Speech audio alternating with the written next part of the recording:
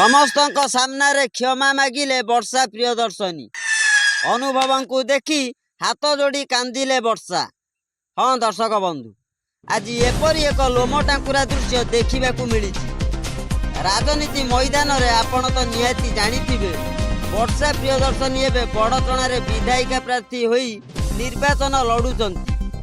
ଏପଟେ ଅନୁଭବ ବିଜେପି ପାଇଁ ଜୋରଦାର ଷ୍ଟାର ପ୍ରଚାର କରୁଛନ୍ତି।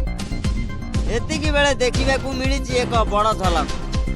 ଗୋଟିଏ ସଭାରେ ଅନୁଭବ ମହାନ୍ତି ଭାଷଣ ଦେଉଥିବା ବେଳେ ଅନୁଭବ କହୁଥିଲେ ଏଥର ଯୋଡ଼ି ପଦ୍ମରେ ଭୋଟ ଦେବା ଏବଂ ଜ୍ୱାଇଁ ପୁଅକୁ ଓଡ଼ିଶାରୁ ବିଦା କରିବା। ଏଭଳି ଭାବରେ ସେ କିଛି ଭାଷଣ ଦେଉଥିବା ବେଳେ ବର୍ଷାଙ୍କ ନାଁ ନ ଧରି ମଧ୍ୟ ସେ ବଡ଼ଚଣା ପ୍ରାର୍ଥୀ ବିଷୟରେ ଏକ ଟାଣ କଥା କହିଥିଲେ।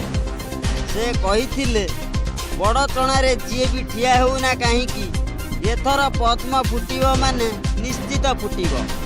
ଆଉ ବିଜେଡ଼ି ହାରିଲେ ବଡ଼ଚଣା ପ୍ରାର୍ଥୀ ଆପେ ଆପେ ଆସି ମୋଦି ସରକାରଙ୍କ ପାଖରେ କ୍ଷମା ମାଗିବେ।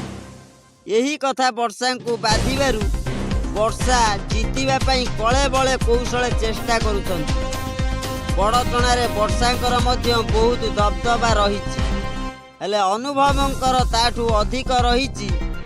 ଏହି ଦୁଇ ସୁପର ଯୋଡ଼ି ଭିତରେ କ'ଣ ଟୁଇଷ୍ଟ ଦେଖିବାକୁ ମିଳୁଛି ଆଗକୁ ଜଣାପଡ଼ିବ। ହଁ ଦର୍ଶକ ବନ୍ଧୁ, ବର୍ଷା ପ୍ରିୟଦର୍ଶିନୀ ବି ଜାରି ରଖିଛନ୍ତି ତାଙ୍କର ଜୋରଦାର ପ୍ରଚାର। ଏପଟେ ଅନୁଭବ ମହାନ୍ତି ପ୍ରତ୍ୟେକ ଡିଷ୍ଟ୍ରିକ୍ଟରେ ବୁଲି ବୁଲି କରୁଛନ୍ତି ଜୋରଦାର ପ୍ରଚାର। ଦର୍ଶକ ବନ୍ଧୁ, ଭିଡ଼ିଓ ଆଜି ପାଇଁ ଏତିକି। ନମସ୍କାର।